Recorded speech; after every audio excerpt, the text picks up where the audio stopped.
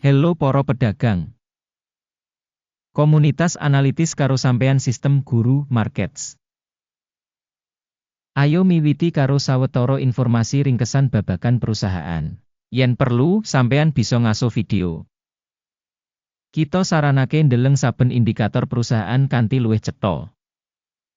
Saiki kita bakal bandingake indikator utama perusahaan karo sampean. Nerdwalet, Inci Ticker, Nerdes. Review iki adhedhasar informasi ing 24 Mei 2025. Dening klasifikasi guru, markets perusahaan Nerdwalet, Inci, kalebu subkategori T-Internet, 72 organisasi melu ing comparison, iki banget wakil.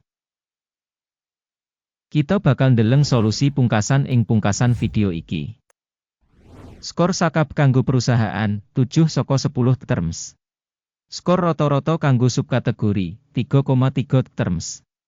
Yen sampeyan ndeleng kanthi wiyar, ing kerangka pasar saham kanthi sakabehe. Kita bakal weruh sing asil rata-rata kanggo kabeh pasar minangka kabeh punika 1,9 terms. Marang skor perusahaan 7 terms Nerdwalet Inc. Bandingake pergerakan rega saham perusahaan Nerdwalet, Inci, lan perusahaan subkategori. Kita bisa ndeleng sing liwat pungkasan 12 sasi saham Nerdwalet, Inc nuduhake dinamika minus 24,3%. Marang dinamika rega kanggo subkategori 9,1%. Kapitalisasi pasar perusahaan Nerdwalet Inc regane $0,78 sen miliar. Kanthi kapitalisasi subkategori $12.485 miliar.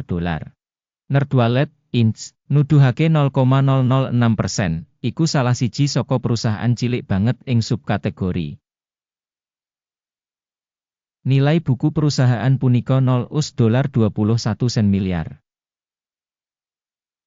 Kanthi kapitalisasi subkategori $1.089 miliar. Nerdwalet Inc diganti dadi tambah pukul 0,19%. Bandingaken enggo bareng saka pasar lan nilai buku, kita waca ing ngisor iki. Nuduhake Nerdwalet Inc ing subkategori ing kasus taksiran kapitalisasi pasar 0,006%. Nilai buku punika 0,019%. Yaiku 217% luwih saka pangsa kapitalisasi pasar.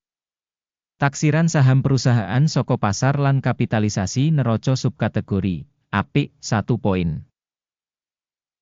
Organisasi analisa duwe kewajiban utang $0,006 miliar. Kewajiban finansial kanggo kapitalisasi buku minangka 2,9% saka ibu kutha perusahaan. Taksiran tingkat perusahaan saka kewajiban finansial, apik banget, 2 terms. Rasio rega kanggo earnings perusahaan punika 26,6. Kanthi rata-rata ing subkategori 27,9, iki 5% luwih murah tinimbang ing subkategori. Rega pasar kanggo rasio pangentukan dibandingake perusahaan ing subkategori, apik, 1 titik. Media wiki kanggo pungkasan 12 sasi ana $29 mayuta-yuta. Pangentukan maju kanggo sabanjur 12 sasi ditaksir sakwentara ing $50 yuta. Taksiran pratandha laba ing mangsa ngarep dibandingake karo perusahaan ing subkategori, apik, 0,5 poin. Rega perusahaan kanggo rasio revenue punika 1,1. Rata-rata subkategori yaiku 6,4, yaiku 83% luwih murah tinimbang rata-rata subkategori. Taksiran rega pasar kanggo rasio revenue dibandingake karo pratandha ing subkategori, apik, 1 titik. Revenue kanggo pungkasan 12 sasi ana $730 mayuta-yuta. Revenue digambaraken kanggo sabanjur 12 sasi samestine $1.030 mayuta-yuta. Taksiran angka sales mangsa samestine ing comparison karo tokoh ing subkategori, apik, 0,5 terms. Marginality punika 4%, karo rata-rata kanggo subkategori 22,8%. Prabdan antarane rata-rata subkategori lan kinerja perusahaan punika 18,8%. Penilaian marginalitas dibandingake karo indikator ing subkategori, passable 0 poin. Pangsa perusahaan miturut jumlah karyawan ing subkategori punika 0,027%. Sing 350% luwih saka pangsa kapitalisasi pasar.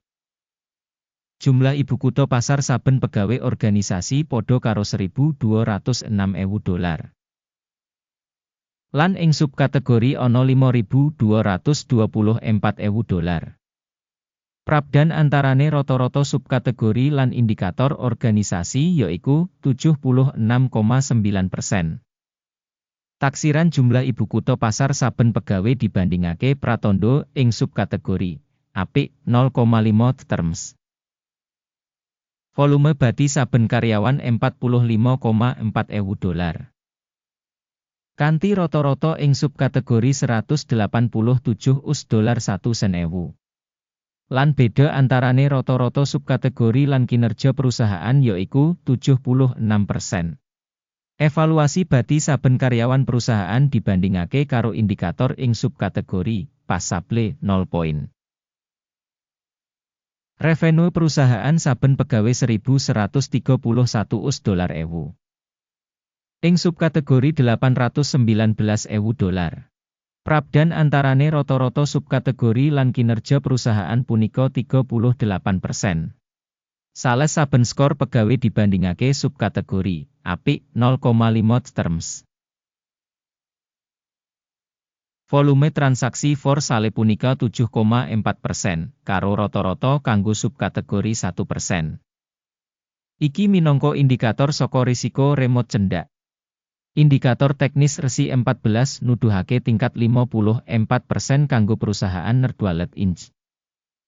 Dene ing subkategori tataran resi 14 55%. Rega saham perusahaan saiki udakara $10.53. Target rega konsensus kanggo enggo bareng perusahaan iku watara $15.34. Rega nyata lan ramalan konsensus kira-kira 46%. Ayo pindah menyang tabel pesenan, sing kasedia kanggo sampeyan, link kasebut ana ing komentar sing disemat.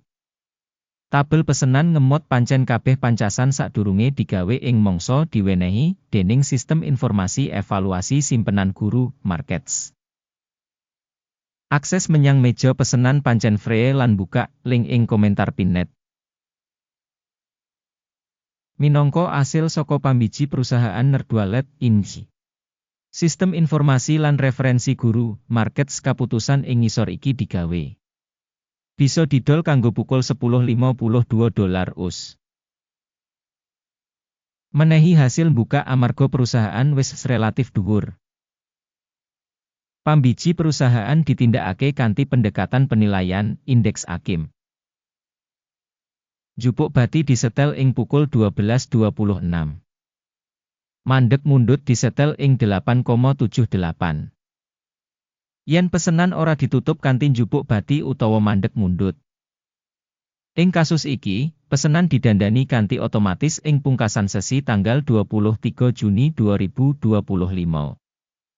Utawa ing dina kerja pungkasan sadurunge tanggal kasebut. Ticker, NE, bakal dadi counter filing sell order. Video ing menehi hasil wawas bakal utawa wis diterbitake ing saluran iki. Ing kasus nutup salah siji pesenan, utama utawa wawas. Pesenan liyane ditutup ing rega final. Matur nuwun para rawuh kanggo nonton video iki lan gunakake sistem bantuan saka Guru, Markets.